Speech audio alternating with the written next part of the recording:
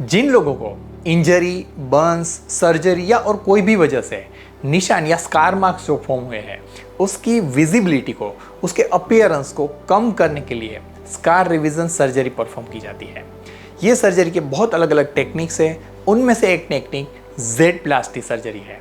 तो ये जेड प्लास्टी क्या होता है, कैसे होती है और किस तरह के स्कार्स को इम्प्रूव करने के लिए परफॉर्म की जाती है, उसके बारे में आज के वीडियो में हम बात करेंगे। Let's get started. सबसे पहले जानते हैं कि जेड प्लास्टी का यूज़ कहाँ पे किया जाता है, यानी कि उसके इंडिकेशंस क्या हैं। तो सबसे पहले हम बात करते हैं फेस की। फेस में कुछ एस्थेटिक फीचर्स ऐसे होते हैं जिसका अलाइनमेंट बहुत इंपॉर्टेंट होता है, जैसे कि आईब्रोज है, लिप्स है, आईलिड्स है। और जब भी वहाँ पे कुछ इंजरी होती है तो इस वजह से या इंजरी के बाद जो उसे रिपेयर किया जाता है उसमें अगर वो प्रॉपर तरीके से ना हुआ हो, इस वजह से भी वहाँ पे माल अलाइनमेंट क्रिएट होता है। और इस माल अलाइनमेंट को करेक्ट करने के लिए, उसे वापस अलाइन करने के लिए जेड प्लास्टी बेस्ट प्रोसीजर है। दूसरा, कोई भी कॉन्केव सरफेस होती है, वहाँ पे जब भी लीनियर पैटर्न में कोई इंजरी होती है तो वहाँ पे वेब क्रिएट होता है। ऐसे वेब को रिलीज करके उस कॉन्टूर को वापस एस्टेब्लिश करने के लिए भी जेड प्लास्टी बेस्ट प्रोसीजर है। तीसरा, जब भी कोई जॉइंट के पास कोई इंजरी होती है, बर्न्स होता है या सर्जरी के लिए इंसिजन प्लेस किया जाता है, वहाँ पे भी कई बार ऐसे हाइपरट्रोफिक या कॉन्ट्रैक्टेड स्कार फॉर्म होते हैं जो जॉइंट मूवमेंट को रेस्ट्रिक्ट कर देते हैं। तो इस तरह के कॉन्ट्रैक्टेड स्कार्स को रिलीज करके जॉइंट मूवमेंट्स या फंक्शनैलिटी को इम्प्रूव करने के लिए भी जेड प्लास्टी परफॉर्म की जाती है। और कई बार कॉन्ट्रैक्चर, जैसे कि बाई बर्थ जो कॉन्ट्रैक्चर है, जिसे हम कंजेनिटल कॉन्ट्रैक्चर बोल सकते हैं, ऐसे केसेस में भी सॉफ्ट टिश्यू कॉन्ट्रैक्चर की वजह से जॉइंट मूवमेंट रिस्ट्रिक्टेड होती है। तो ऐसे केसेस में भी अगेन सॉफ्ट टिश्यू को रिलीज करके फंक्शनैलिटी को इम्प्रूव करने के लिए हम जेड प्लास्टी परफॉर्म कर सकते हैं। अब हम जानते हैं कि जेड प्लास्टी का रेशनल क्या है, यानी कि ये प्रोसेस कैसे परफॉर्म की जाती है। तो बेसिकली जेड प्लास्टी ये एक टिश्यू रीओरिएंटेशन या टिश्यू रीपोजिशनिंग प्रोसीजर है।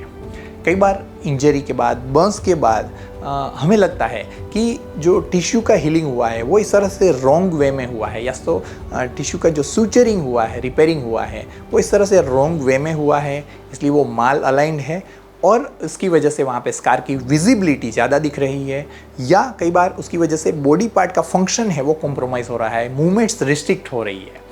तो ऐसी कंडीशन में जेड प्लास्टी परफॉर्म की जाती है।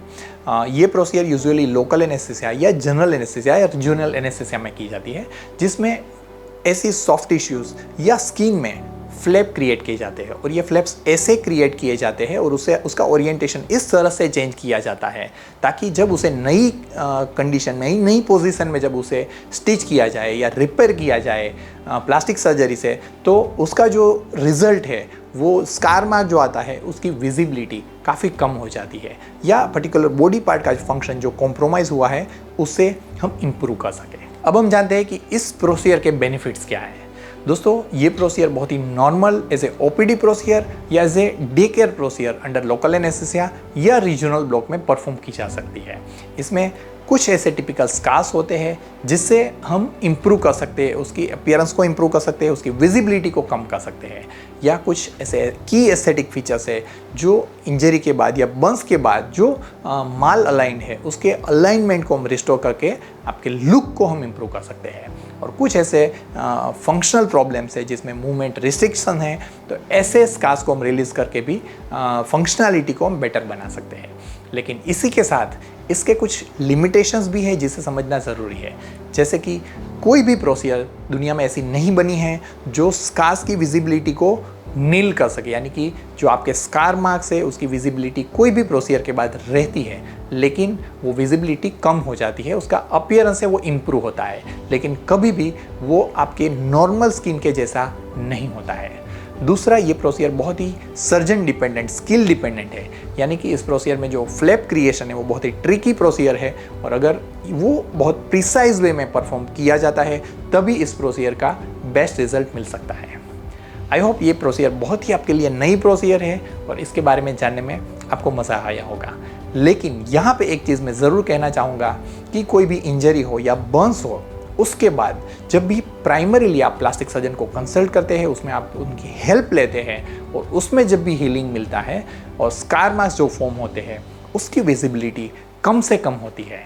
इसलिए जब भी आप इस तरह के एक्सपर्ट ओपिनियन, एक्सपर्ट हेल्प लेकर आप ट्रीटमेंट करवाते हैं, तब आपको ऐसी कोई भी सेकेंडरी प्रोसेस करवाने की ज़रूरत नहीं पड़ती है। लेकिन जब भी आपने प्राइमरीली ये प्रोसेस कहीं से करवाई है और वो ठीक तरीके से नहीं हुई है, तब ऐसे जेड प्लास्टी प्रोसीजर जैसे कोई रिकंस्ट्रक्टिव प्रोसीजर करने की ज़रूरत पड़ सकती है।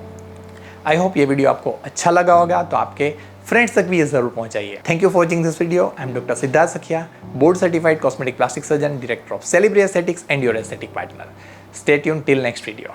Take care, bye bye, Jai Hind.